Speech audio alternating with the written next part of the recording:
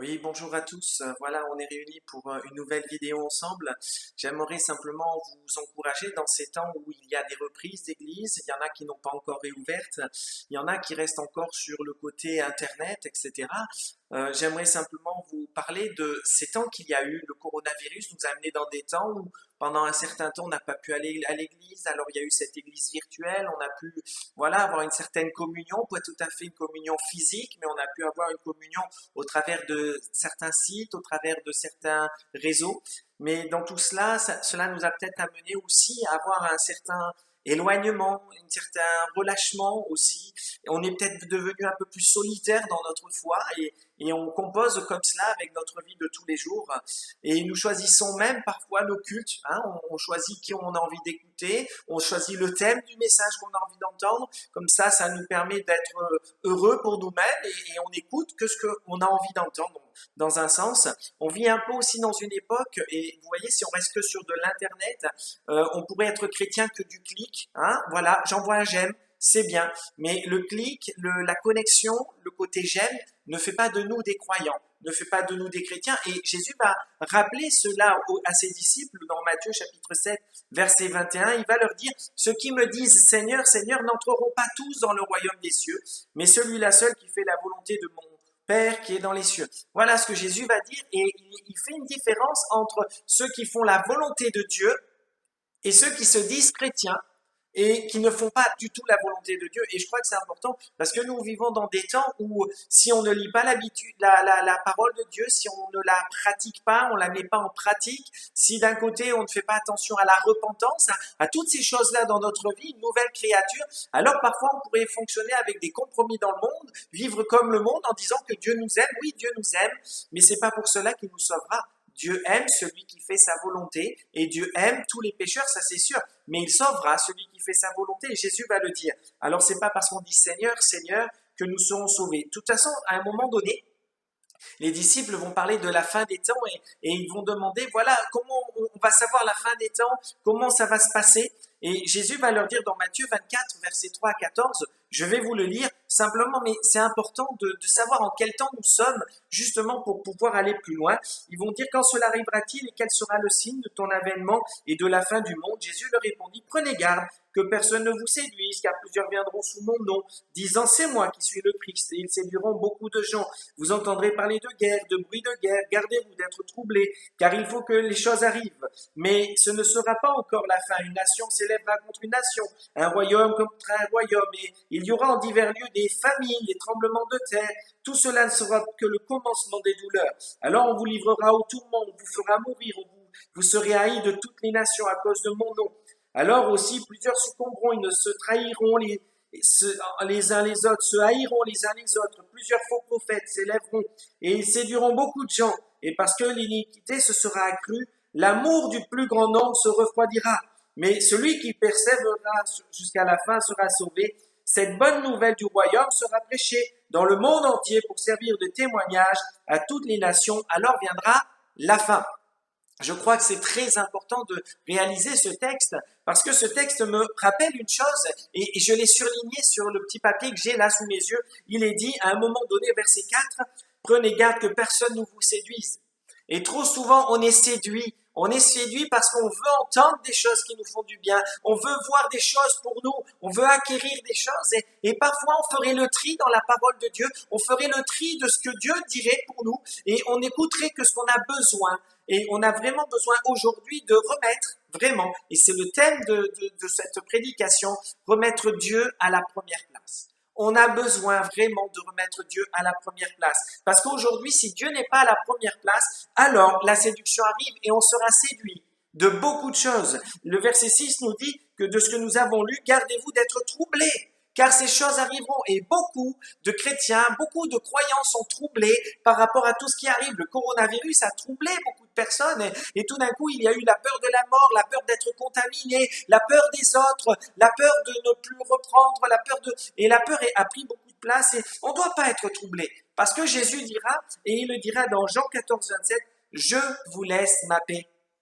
Je vous donne ma paix. Je vous donne pas comme le monde donne, que votre cœur ne se trouble point et ne s'alarme point. Je crois que c'est important de pouvoir remettre Dieu à la première place parce que Dieu nous a donné Jésus-Christ. Et au travers de Jésus-Christ, on ne se laisse pas séduire par n'importe qui, par n'importe comment, par n'importe quelle parole, n'importe quel faux prophète. On ne se laisse pas non plus troubler dans tout ce qui nous arrive au travers de la maladie, du chômage, des problèmes de couple familiaux, tout ça. On n'est pas troublé parce que Jésus nous a donné la paix et nous pouvons rebondir dans toutes ces situations au travers de Jésus-Christ. C'est un grand danger pour le croyant et écoutez bien, et on l'a lu, parce que l'iniquité se sera accrue, l'amour du plus grand nombre se refroidira. Et vous voyez, c'est pas parce qu'on clique, c'est pas parce qu'on envoie un pouce ou je dis j'aime, ce n'est pas parce qu'on est dans une grande église ou dans une petite église, ce n'est pas parce qu'il y a beaucoup de louanges ou peu de louanges que franchement, il est dit qu'on a un grand amour. Non, non, l'amour se refroidira si on ne fait pas attention. Et je vais vous dire une chose, c'est le péché. Et remettre Dieu à la première place dans notre vie, c'est avoir une vision réelle de notre vie avec Dieu au travers de la Bible. Jésus va parler dans Luc chapitre 17, versets 26-27. Il parle aussi de la fin des temps, il parle de son départ de la terre. Il dit, ce qui arrivera au temps de Noé arrivera de même au jour du Fils de l'homme. Les hommes mangeaient, buvaient, se mariaient leurs enfants, jusqu'au jour où Noé montra dans l'arche, et le déluge vint et il les fit tous périr. À un moment donné, la porte va se refermer. Et Jésus est en train de dire qu'on est dans ces temps-là. Les gens se marient, les gens chantent, les gens font ce qu'ils veulent, mais à un moment donné, la réalité, c'est Dieu. Et je crois que nous, les croyants des derniers temps, on doit remettre Dieu à la première place dans ma vie, dans mon couple, dans l'éducation de mes enfants, dans ma marche avec Dieu dans l'église, et puis dans mon témoignage au travers de mes voisins, au travers du travail, au travers de ma famille convertie. Je crois que c'est important. Et il est dit, Apocalypse chapitre 10, verset 15, quiconque ne fut pas trouvé écrit dans le livre de vie sera jeté dans les temps de feu. C'est une réalité. Et de mettre Dieu à la première place m'amène à être sauvé moi, mais à ouvrir les yeux aussi sur ceux qui sont autour de moi. Regardez Luc 17, 32, il est toujours dit, souvenez-vous de la femme de Lot. Souvenez-vous. Je crois que c'est important qu'elle regardait en arrière. Le cœur n'était pas tout à fait pour Dieu. Dieu n'était pas à la première place. Elle a regardé à des sentiments et ces sentiments l'ont amené franchement à regarder en arrière. Nous ne sommes pas des croyants de sentiments. Nous sommes des croyants de cœur. Le cœur aime Dieu. Et parce que nous aimons Dieu, ça fait du mal, oui, c'est vrai. Mais à un moment donné, il faut remettre notre vie en règle. Il faut savoir remettre notre vie en règle selon la parole de Dieu pour Dieu. Et des fois, c'est des prises de position. Des fois, c'est des choses qu'il faut abandonner. Parfois, c'est des addictions qu'il faut combattre pour ne plus garder. C'est très important. Aujourd'hui, et je ne parle pas que de la cigarette, de la pornographie, toutes ces choses-là, ces addictions. Mais parfois, on diminue ces addictions et c'est pas grave. Dieu m'aime. C'est pas pour une cigarette. Oui, mais en attendant, quand tu penses comme cela, tu es addict à une chose et ton cœur n'est plus là parce que Dieu, en fin de compte, il veut te sauver, mais il veut d'abord te délivrer de tout ce qui te lie à cette terre, de tout ce qui te lie. Dieu est capable de t'amener à apprendre la guérison, la délivrance sur beaucoup de choses. Mais parfois, nous, on se refroidit et on se dit que c'est comme ça qu'on peut suivre encore le Seigneur. Je crois que c'est important de le réaliser. Pourquoi je dis cela ? Parce que parfois, pour nous, on diminue certaines choses qui pourraient nous amoindrir. Mais à côté de cela, il est dit dans Luc 17, 34, ça continue, il est dit, je vous le dis en cette nuit-là, de deux personnes qui seront dans un même lit, l'une sera prise et l'autre laissée. Je m'imagine dans le lit avec mon épouse et elle prise et moi rester, ou le contraire, moi être pris et elle rester. Ce n'est pas inimaginable. Pour moi, moi, je veux qu'on parte tous les deux. Et je parle à tous ceux qui ont un mari, une épouse inconvertie, des enfants dans la maison inconvertis. Si Jésus revenait, je crois que c'est important de savoir que s'ils ne sont pas à Dieu, ils vont rester. Et de remettre Dieu à la première place, c'est de remettre le salut de votre épouse, de votre époux, de vos enfants en premier pour Dieu. Parce que de remettre Dieu à la première place, ça nous amène à avoir un devoir, une priorité, vraiment dans notre vie de marche de tous les jours. Qu'est-ce que nous faisons pour que notre mari, notre épouse, nos enfants viennent au Seigneur? Cela concerne vraiment notre témoignage, cela nous amène à travailler, à combattre, à œuvrer, à agir pour que notre conjoint, notre conjointe, nos enfants soient sauvés et ne restent pas. La puissance de la prière, combien de temps nous prions, c'est pas une histoire de rester des heures à genoux. Non, non, Jésus dira même, vous n'avez pas pu rester 1 heure. Il dira cela à Gethsémane à ses disciples. Parce que parfois, on n'arrive pas à prendre du temps. Vraiment, je parle de cœur, de remettre Dieu à la première place. Dieu, quand il est à la première place, on sait qu'il sauve le conjoint. On sait qu'il sauve l'enfant. On sait qu'il délivre, qu'il guérit, qu'il pardonne, qu'il restaure. Et trop souvent, on se laisse refroidir par l'époque d'aujourd'hui. On laisse du temps, on laisse les choses faire. Et quand on laisse les choses faire, mais Jésus revient.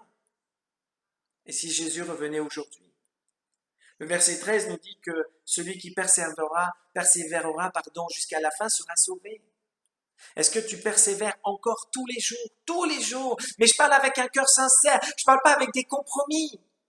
Je parle pas avec une manière de penser du monde. Hein, la manière de penser du monde, c'est Dieu t'aime et tout le monde sera sauvé. Oui, c'est vrai, Dieu t'aime. Ananias, Saphira ne vont pas être sauvés. Ils vont mourir à la porte du temple. Pourquoi? Parce que le cœur n'y était pas. Peut-être qu'ils avaient cette étiquette de chrétien, hein. Ils avaient encore cette église, ils donnaient à l'église, ils œuvraient à l'église, mais le cœur n'y était pas. Je crois que c'est important de réaliser que Dieu regarde au cœur et de remettre Dieu à la première place est importante. Parce que l'iniquité se sera accrue, l'amour du plus grand nombre se refroidira, l'iniquité se sera accrue, le péché. Je vais vous dire les synonymes de refroidir, c'est attiédir, décourager, dégriser, désillusionner, diminuer, freiner, frigorifier, geler, glacer, tuer. Ça, c'est des synonymes et on pourrait retrouver des croyants attiédis, découragés, désillusionnés, diminuer, freiner, geler, glacer, tuer. Je crois qu'il nous faut vraiment revenir à cette foi en bonne santé. Dieu est en premier dans ma vie. Je veux y aller plus loin. Timothée, Paul dira à Timothée, mais l'Esprit dit expressément que dans les derniers temps, quelques-uns abandonneront la foi. La foi. Dernièrement, j'ai parlé sur la foi. J'ai apporté une prédication le vendredi soir sur la foi. C'est important de parler de cette foi qui nous permet de croire que Jésus guérit encore, sauve encore, délivre encore. On croit qu'il guérit toutes les maladies et parfois on vit avec certaines choses encore qui nous détruisent de l'intérieur. Pour s'attacher à des esprits séducteurs, à des doctrines de démons, par l'hypocrisie de faux docteurs, portant la marque de la flétrissure dans leur propre conscience. On recherche des églises modernes, on recherche des nouvelles prédications, on recherche des choses qui nous font du bien, et comme ça on peut dire on est croyant. Mais c'est pas ça, de chercher de mettre Dieu à la première place. C'est pas rechercher l'église qui te fait du bien, c'est pas rechercher un prédicateur qui va te faire du bien. Mettre Dieu à la première place, c'est laisser Dieu toucher ton cœur, et il t'amènera dans l'église qui te convient, il t'amènera à écouter des prédications qui te conviennent, il t'amènera à lire la Bible et à la comprendre, il t'amènera à changer de vie, il t'amènera à faire confiance à Dieu en toute situation, même dans la vallée de l'ombre de la mort, même dans la vallée de Baca des pleurs. Il t'amènera à réaliser, à comprendre, à agir, à le laisser faire dans ta vie. Il nous faut vraiment comprendre que il ne faut pas tomber dans ces travers. Dans les derniers temps, on abandonnera la foi pour s'attacher à des esprits séducteurs, des doctrines de démons, l'hypocrisie de faux docteurs. Je suis pas là pour critiquer, je suis là simplement pour dire que la Bible parle encore, Dieu est vivant. Et c'est à vous, premièrement, de rechercher Dieu, de le mettre à la première place dans votre vie. L'Église est là comme support, la parole de Dieu est là pour vous aider, le Saint-Esprit est là pour vous conduire. Il nous faut remettre ces choses bien en place. Ce n'est pas un clic qui sauve.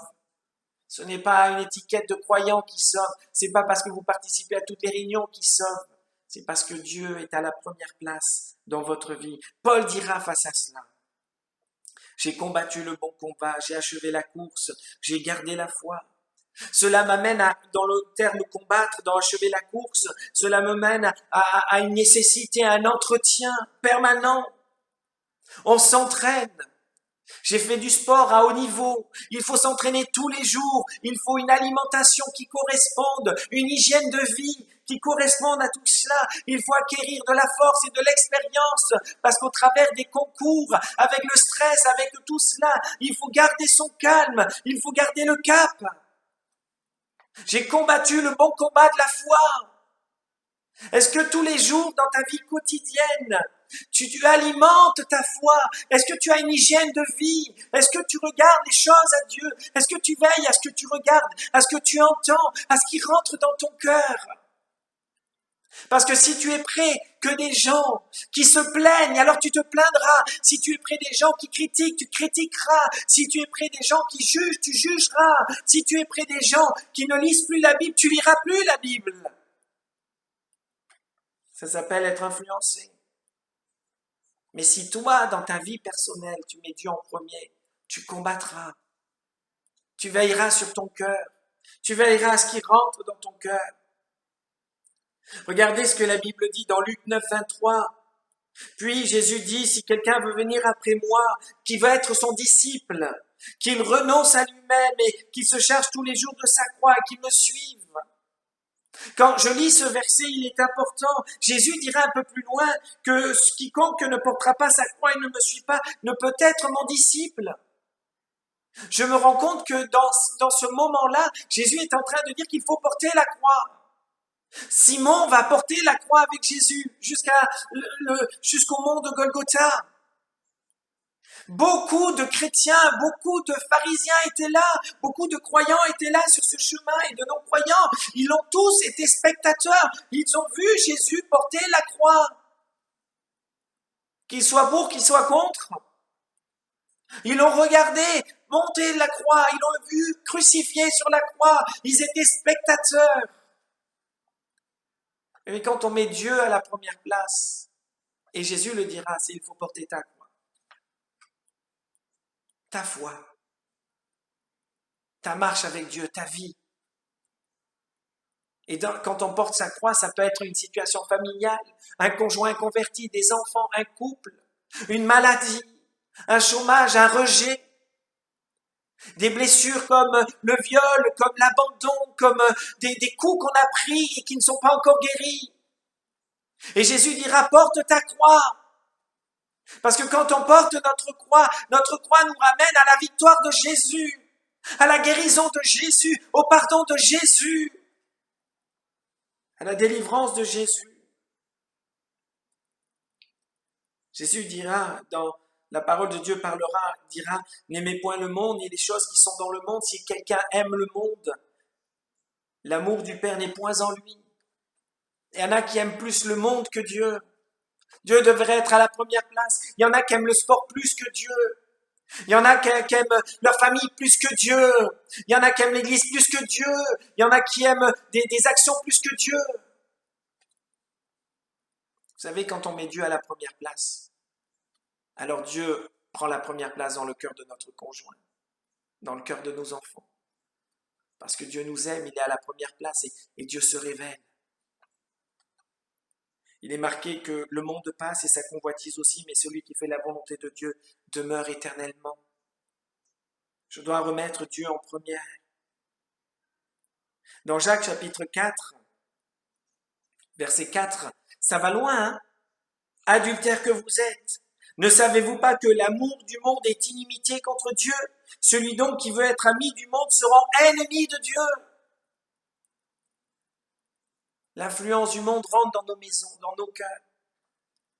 On ne doit pas être influencé, mais on doit être ferme dans la foi. Ferme. C'est pour ça qu'il y a un conseil que Dieu nous donne. Garde ton cœur plus que toute autre chose, car de lui viennent les sources de la vie. Je voudrais vous terminer simplement. Je reviens. Peut-être que vous êtes seul, peut-être que vous êtes dans une famille. Rappelez-vous, de deux, il y en a un qui sera resté et un qui partira. Comment entendront-ils parler s'il n'y a personne qui prêche? Dans Ésaïe, il est dit, 6:8, j'entendis la voix du Seigneur disant, qui enverrai-je et qui marchera pour nous? Je répondis, me voici, envoie-moi. Que votre prière aujourd'hui puisse dire à Dieu, je te remets à la première place. Me voici pour ma vie, me voici pour mon couple, me voici pour mes enfants, me voici pour les perdus, mon voisin, mon collègue, me voici, envoie-moi. Et que le plus grand nombre soit sauvé. Vraiment, remettez Dieu à la première place et soyez bénis. Gloire à Seigneur. Amen.